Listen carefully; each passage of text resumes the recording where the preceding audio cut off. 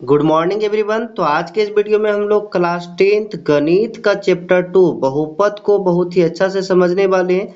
एक कमजोर छात्र भी इस वीडियो को देखकर बहुत ही अच्छा समझ सकता है। मैथ में जिसको डर लगता है वो इस वीडियो के देखने के बाद थोड़ा सा डर जो है ना खत्म हो जाएगा। तो आइए हम स्टार्ट करते हैं इस वीडियो को। सबसे पहले जो है ना चैप्टर का नाम है बहुपद। तो जब तक हम बहुपद का मतलब नहीं समझेंगे ना चैप्टर हमको बनाने में उतना अच्छा नहीं लगेगा। तो सबसे पहले हम लोग बहुपद समझते हैं।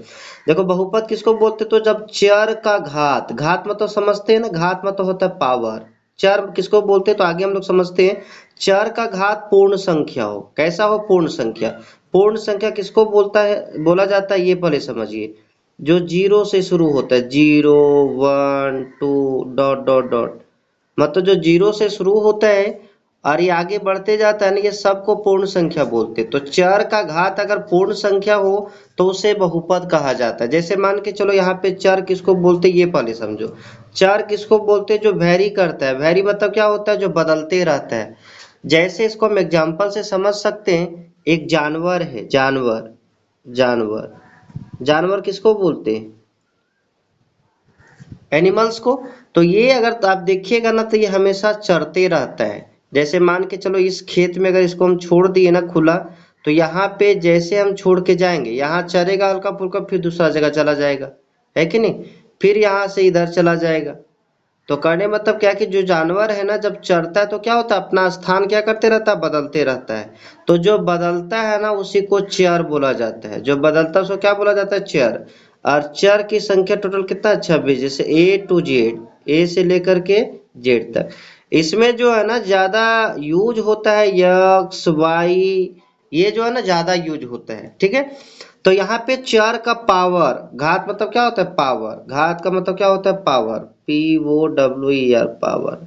यहाँ पे जो है ना जैसे ये घात चार हो गया, चार का पावर जैसे वन है, तो यहाँ पे हम बोल सकते हैं वन कैसा संख्या है? पूर्ण संख्या है। तो अगर चार का पावर पूर्ण संख्या होगा ना तो इसको हम बहुपद बोल सकते हैं।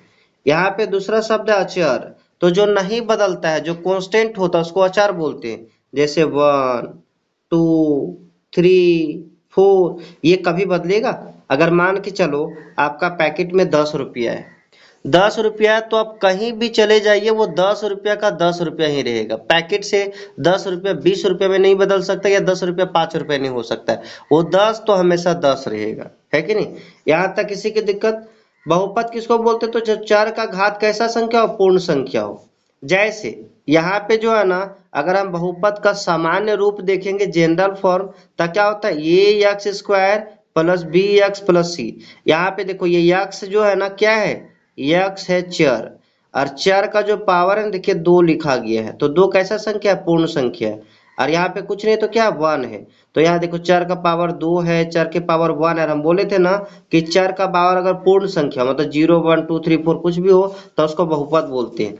लेकिन इसमें ए बी सी जो लिखा गया है ना ये कोई ना कोई संख्या यहाँ पे चार के रूप में दिखाए जरूर है, लेकिन यहाँ पे कोई संख्या रखेंगे। जैसे मान के चलो 4x² प्लस 2x माइनस 3। यहाँ पे देखिए ये के पास कितना रख दिए? ए के पास हम 4 रखे, बी के पास 2 रखे, सी के पास 3 रखे। यहाँ पे जनरली प्लस प्लस ही लिखिए, अभी बाद में हम माइनस वाला भी समझेंगे। यहाँ पे देखो ये चर है और ये क्या है? ये चर है। ये दोनों का अगर घात देखे ना तो यहाँ 2 है, यहाँ पे 1 है। तो चर का घात अगर पूर्ण संख्या हो तो उसे क्या बोला जाता है? बहुपद। ये हम लोग 9th क्लास में पढ़ चुके हैं कि कौन बहुपद है और कौन बहुपद नहीं, ये छांटने के लिए।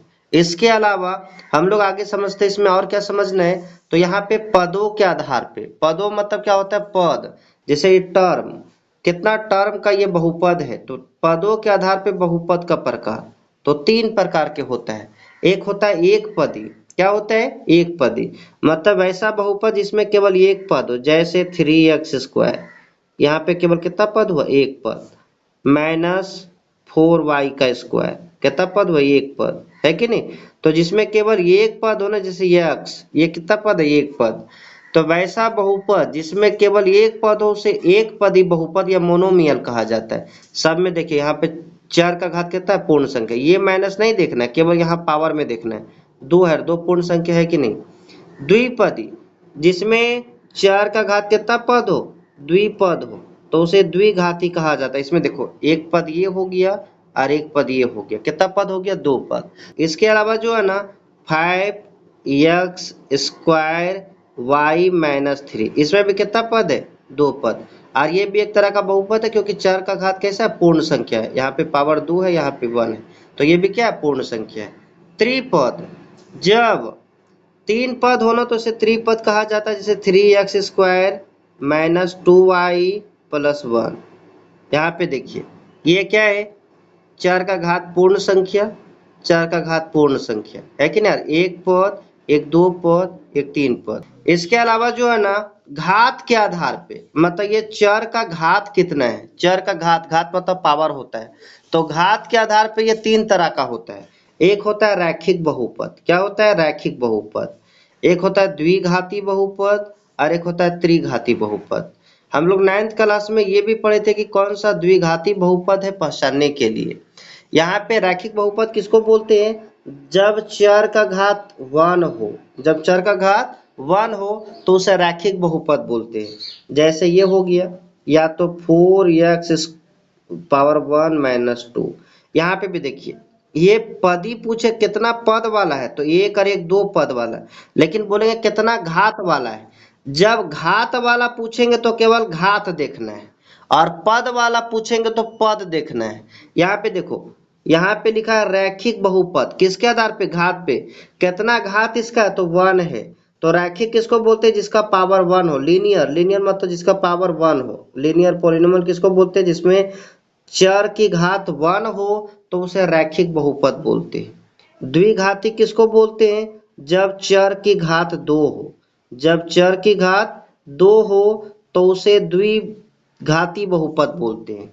चार का मैक्सिमम पावर देखना है, जैसे यहाँ पे इसमें देखिएगा ना, तो इसमें पावर 1 है और इसमें पावर 2 है, तो ज्यादा किसमें, इसमें, तो जो ज्यादा होता है ना वही लिया जाता है। तो यहाँ पे चर का घात जो है ना कितना है, 2 है, तो 2 घात है, तो इसको क्या बोलते हैं, द्विघाती बहुपद।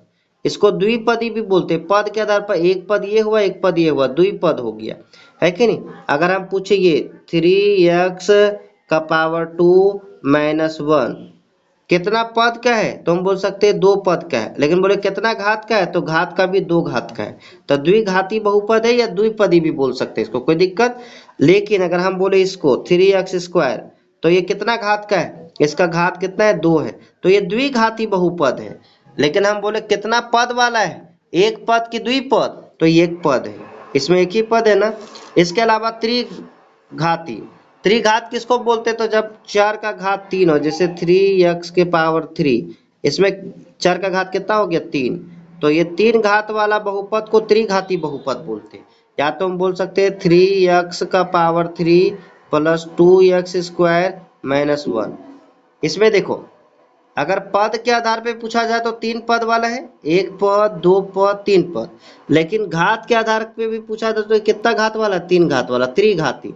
अगर हम 2x के पावर 3 माइनस 4 इसमें पूछे ये कितना घात का है, तो ये भी हम बोल सकते हैं ये त्रिघाती बहुपद है। ये क्या है, त्रिघाती बहुपद है। तो हमेशा ख्याल रखिएगा कि इसमें जो घात होता है ना वो हमेशा आरोही या आरोही क्रम में सजाना है, जैसे 3, 2 ऐसे सजाए, पहले x के पावर 3 वाला लिखे, फिर x के पावर 2 वाला लिखो, इस तरह से जनरली लिखा जाता है। हम जनरल रूप में क्या लिखे, ये x square plus B x plus C. यही था मेनली 2.1 का इंट्रोडक्शन बहुपद का।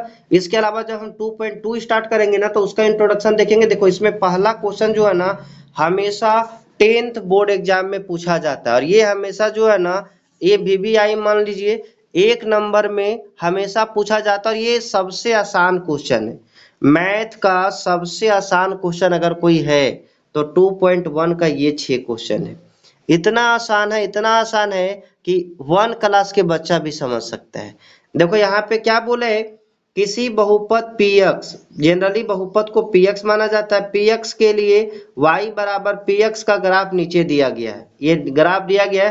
प्रत्येक स्थिति में px के शून्य की संख्या ज्ञात कीजिए, तो px की शून्य की संख्या ज्ञात कीजिए। तो px की शून्य की संख्या जब भी पूछेगा तो x h पे, देखो यहाँ पे x h किसको बोलते हैं, तो हमेशा ख्याल रखिएगा ये जो है ना, देखो यहाँ पे ये एक्स अक्ष होता है, ये क्या होता है, ये एक्स अक्ष, और ये वर्टिकल लाइन जो होता है इसको वाई अक्ष बोलते हैं।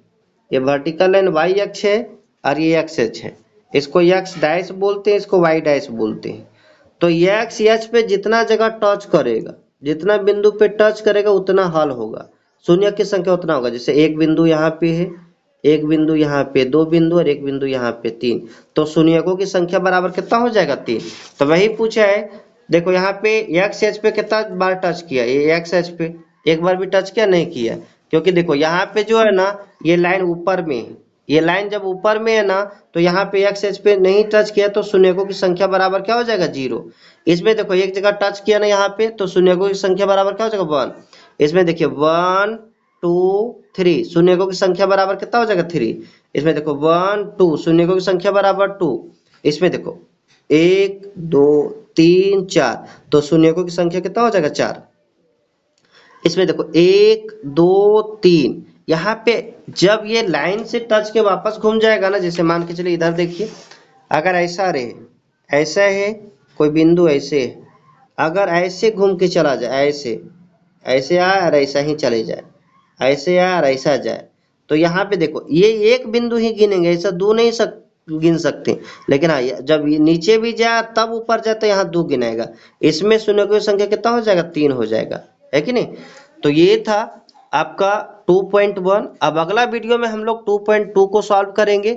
अगर आपको वीडियो अच्छा लगा होगा तो सब्सक्राइब कर लीजिएगा, ताकि जैसे ही हम आगे वीडियो डाउनलोड तो जैसे ही अगला वीडियो हम अपलोड करें तो सबसे पहले नोटिफिकेशन आपके पास पहुंचे। तो आज के लिए इतना ही, तब तक के लिए बाय बाय।